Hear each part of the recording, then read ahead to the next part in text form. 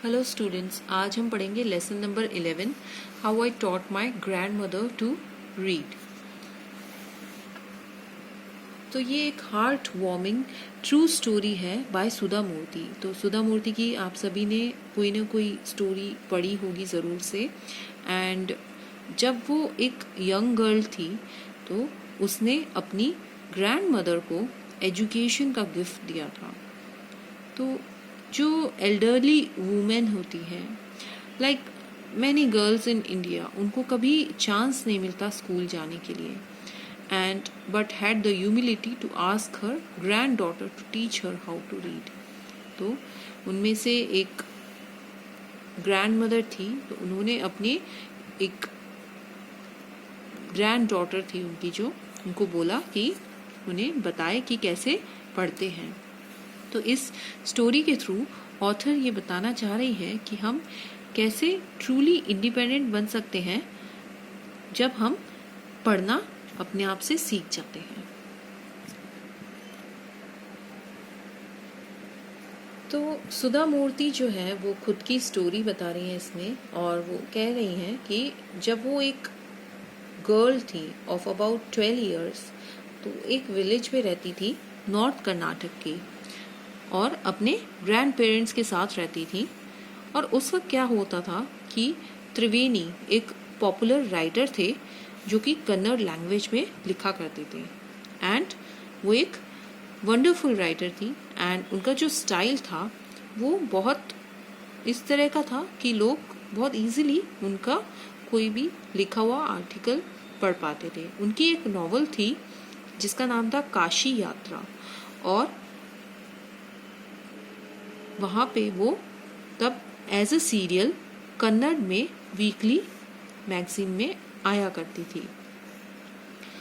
अब इनकी जो ग्रैंड मदर हैं कृष्टका, वो कभी स्कूल नहीं गई और वो इसलिए कुछ पढ़ नहीं पाती थी।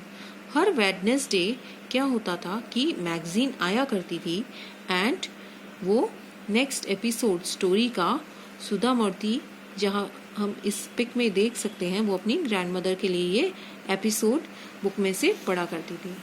अब इस टाइम पे क्या होता था कि वो अपना सारा काम भूल के उसको बड़े ध्यान से सुना करती थी, कंसंट्रेशन के साथ वो सुना करती थी। बाद में वो रिपीट करती थी, जो भी उन्होंने पूरा टेक्स्ट सुना है उसको वो रिपीट करती थी।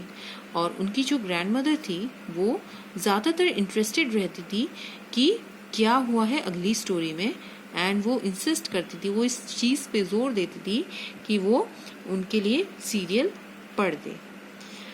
अब सुनने के बाद क्या होता था कि काशी यात्रा में वो अपने फ्रेंड्स को ज्वाइन करती थी मंदिर में, जो कि कोर्टयार्ड में था, और वो लेटेस्ट एपिसोड उनके साथ डिस्कस किया करती थी।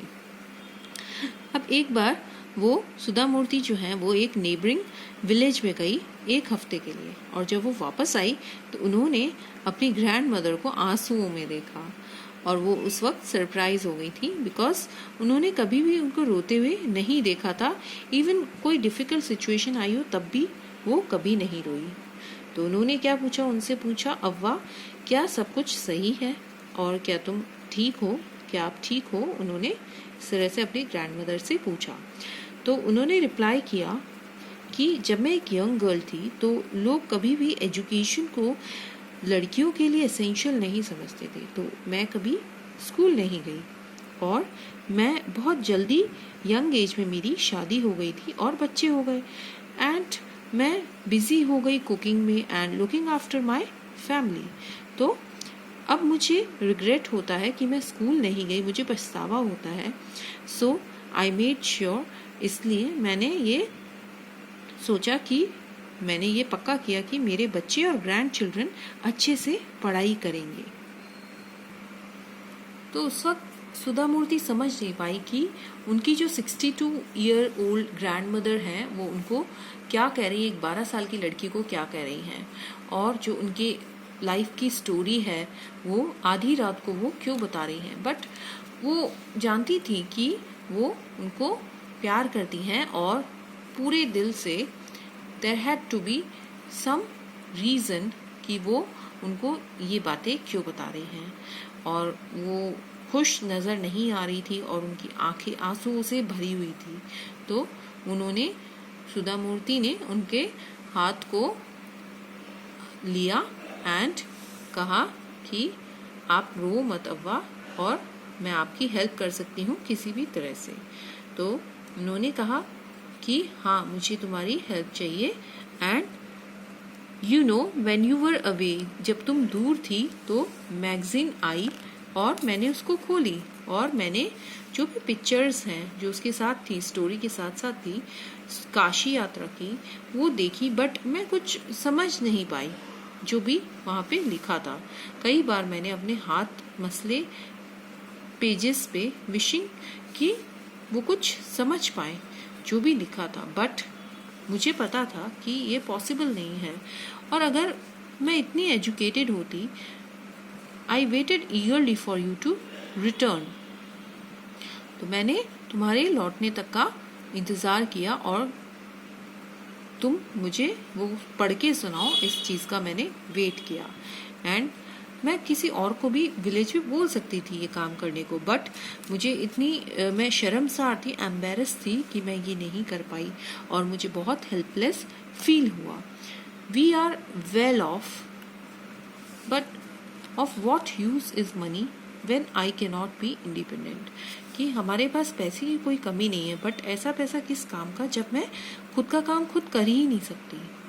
तो मुझे उस वक्त नहीं पता था, सुधा मूर्ति कह रही हैं कि अव्वा क्या कह रही हैं, बट अव्वा ने फिर कंटिन्यू करके कहा कि मैंने I have decide that I want to learn the Kannada alphabet from tomorrow onwards. तो उन्होंने कहा कि मुझे ये कन्नड़ अल्फ़ाबेट्स जो हैं वो कल से ही सीखने हैं और मैं बहुत हार्ड वर्क करूँगी।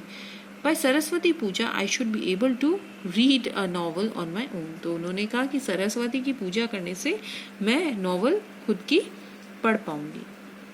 और वो बहुत डिटरमाइंड नज़र आई and yet I laughed at her, और मैं उन पे हंसी।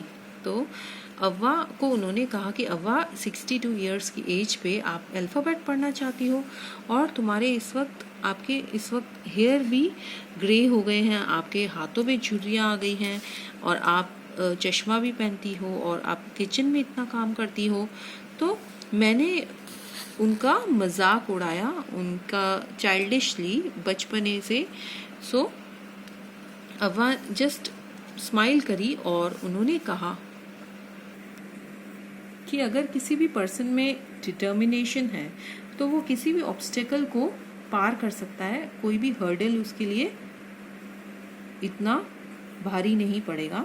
और मैं हार्ड वर्क करूँगी और but I will do it. And learning के लिए कोई भी एज नहीं होती, there is no as bar.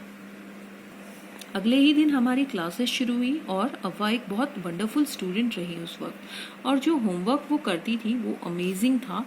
And वो रीड भी कर लेती थी, रिपीट करती थी, उसको राइट करके और रिसाइट भी करती थी। और मैं उनकी टीचर थी और वो मेरी पहली स्टूडेंट थी। और सरस्वती पूजा आई एज यूजुअल एंड सीक्रेटली मैंने एक काशी यात्रा खरीदी जो कि पब्लिश हुई as a novel by that time. मेरी ग्रैंड मदर ने मुझे पूजा रूम में बुलाया और मुझे बिठाया स्टूल पे। फिर उन्होंने कुछ अजीब सा किया, वो नीचे झुकी और उन्होंने मेरे पैर छुए। जैसे कि आप फोटो में देख सकते हैं, अव्वा सुधा मूर्ति जी के पैर छू रही हैं। एंड मुझे उस वक्त एकदम शौक लगा और मैं एकदम से सरप्राइज हो गई। एल्डर्स कभी भी यंग पीपल के पैर नहीं छुआ करते एंड ये ट्रेडिशन है कि हमें पैर छूने होते हैं, तो भगवान के या फिर एल्डर्स के या टीचर्स के। बट आज कुछ उल्टा हुआ एंड मुझे पक्का था, यकीन था कि ये सही चीज़ नहीं थी। तो उन्होंने कहा कि मैं पैर मेरे टीचर के छू रही हूँ, ना कि मेरी ग्रैंड डॉटर के।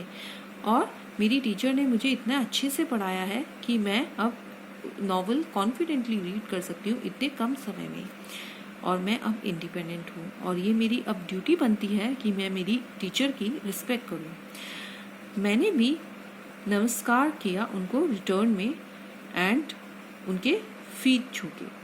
So I gave my gift to my first student and she opened it and immediately उन्होंने रीड किया title Kashi Yatra by Triveni and the publisher's name. और मुझे पता था, I knew then that my student had passed with flying colours. So I hope आपको ये chapter समझ आया होगा।